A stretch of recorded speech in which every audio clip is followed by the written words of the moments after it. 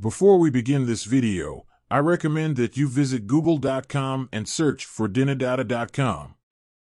This website is a great resource for the latest updates on Dinar Guru news, all conveniently located on one page. For more information, I encourage you to visit the site.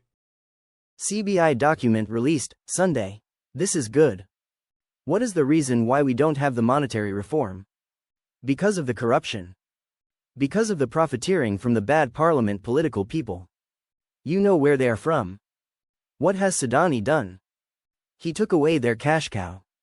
All the banks that were doing this with them, their clothes are gone. This document is showing that there's only certain banks who will be able to transact, and we're controlling them. There will be no NDA necessary for a public transaction with a public bank for a publicly traded currency. Period. The only people who have NDAs, like myself, have a contractual agreement to sell dinar to private buyers at a rate not published and is not public. There are buyers that have contracted to buy dinar from private sources because they might be sanctioned from using the auctions or buying from the source. They are doing it for oil credits. Only they have NDAs. No other will have any reason for NDA. Any good RV news today, Mark? Mark Z. Well, the hopium everywhere is off the charts. The reason they're not pushing it, the RV, too fast, and they never have, is because they are making so much money in US dollars. It's not like they're going broke. Unfortunately for the average citizen out there, they're eating it. But the leaders in that region don't give a shit about its people. They never have and they never will. They think it's their God-given right to shit all over everybody. That's the reality of it, and it sucks to say it, but that's the reality of it. The policy, what Iraq is doing with their attitude right now, going pro-Iran. That's not good. End of story, that's not good. What I bring has data behind it. I'm not just making it up or just getting phone calls. I'm actually doing the work. I put it together. It takes a lot of time to put all the work together. I like doing it because it does help so many people. You're not the only ones that are tired. Everybody in our crews can be tired at times. We all need to support. It seems there was an issue across the pond holding things up, but supposedly that has cleared and resolved. The untied states, do they have anything to do with the Iraq currency? Of course, yes, they control it. They have some interest between the two countries. Until you hear otherwise, just assume Malak has submitted his resignation letter and has not put a date yet as to when his last day is. There are too many articles out there stating he has submitted a resignation letter. Iraq is close to achieving its ambition to become a global oil refining hub, a report by S&P, a leading economics website, said on Thursday.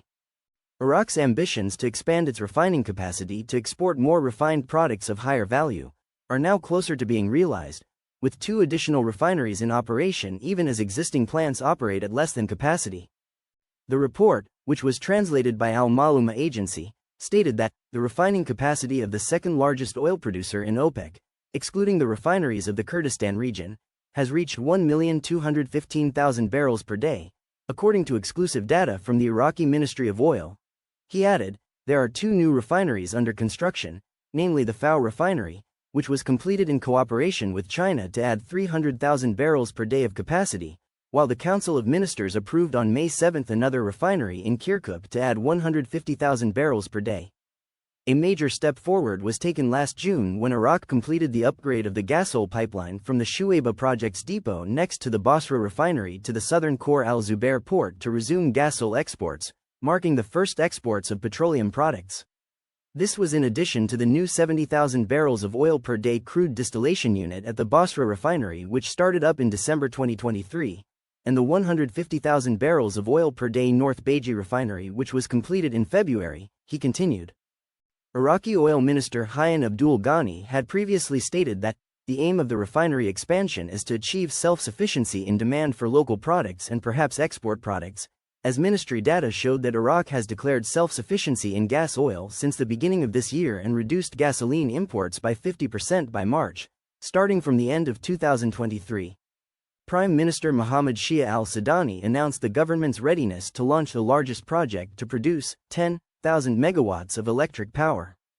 Al-Sudani said in a speech at the launch ceremony of 3 electricity production projects in Karbala Governorate, "It is a strategic project in electrical energy, which will be implemented according to a new economic model and a new vision that will be announced to the private sector, after it has been studied by a team of consultants specializing in electricity. A statement from his media office stated that Prime Minister Mohammed Shia al-Sudani launched the implementation works of 3 power station projects in the Holy Karbala Governorate, which he arrived at today.